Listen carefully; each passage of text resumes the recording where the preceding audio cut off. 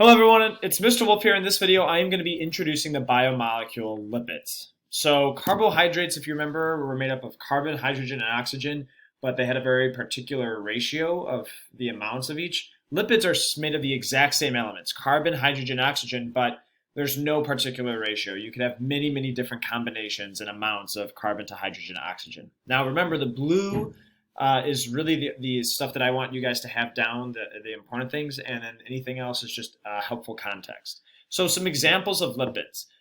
You may have heard of bad fats or good fats before on a nutritional label, saturated or unsaturated fats. All right, so bad fats usually come from animals. All right, and so examples of lipids, particularly bad fats, would be like ice cream, cheese, milk, butter, meat. So here's an example of some saturated fat right here. This is a cut of meat.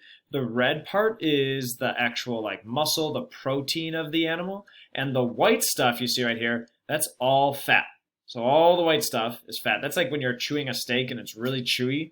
That's the fat. All right. Then some other examples of lipids. These are your good fats. These come from plant sources.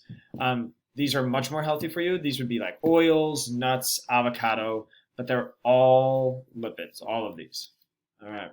So what makes a lipid a lipid? This is actually going to be all on the right side of your worksheet, but all lipids are hydrophobic. So hydro kind of means water.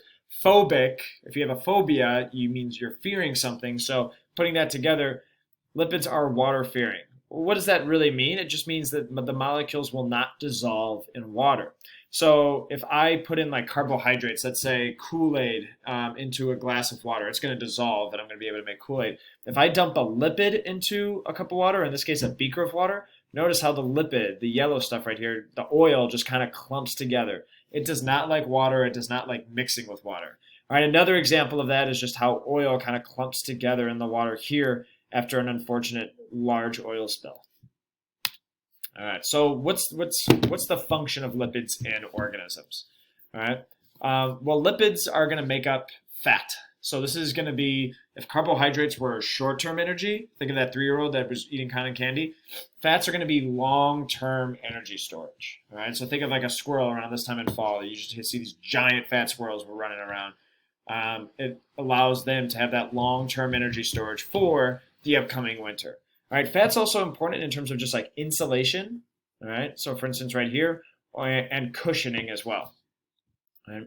Now, another function, a really important function of lipids, is the cell membrane. So the boundary of a cell, all right, is made up of kind of like this double. We call it a bilipid, a lipid bilayer. There's kind of like two rows of lipids here that make up the boundary of a cell membrane. So that's also another important function of lipids. All right, so let's look at what these molecules kind of look like. All right, here is the actual atomic model of it right here and right here. But let's just talk first about the monomers and polymers. So the monomer, remember, is that single building block. For fats, it's a little interesting. All right, and by the way, when I say fats and lipids, I'm saying the exact same thing. Fats and lipids, same thing.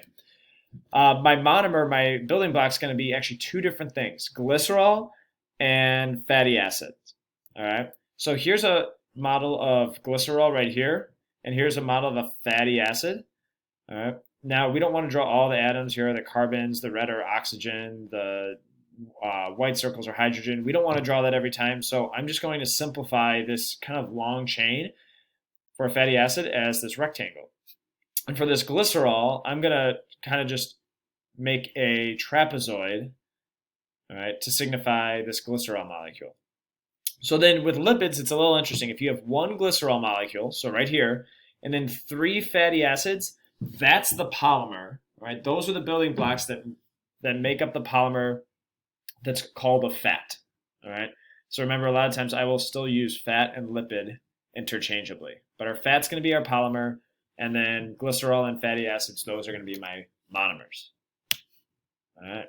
And that's it for lipids.